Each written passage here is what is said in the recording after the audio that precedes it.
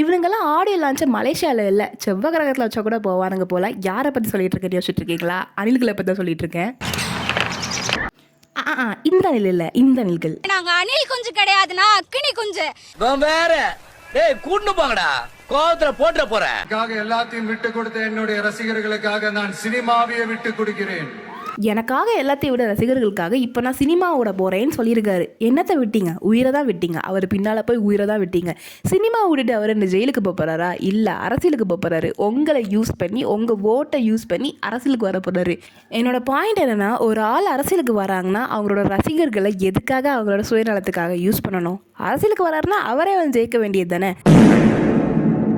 எல்லாருமே immature kids, ஓகேவா? இங்கே இருக்கிற நீங்கள் பார்த்துட்ருக்க நீங்கள் கூட அப்படி தான். நான் டீசெண்டாக சொல்லிட்டு போயிடுறேன். அப்படி மக்களுக்கு ஹெல்ப் பண்ணணும்னு தோணுச்சுன்னா ஏதாவது ஃபவுண்டேஷனோ அது மூலமாக பண்ண வேண்டியது தானே.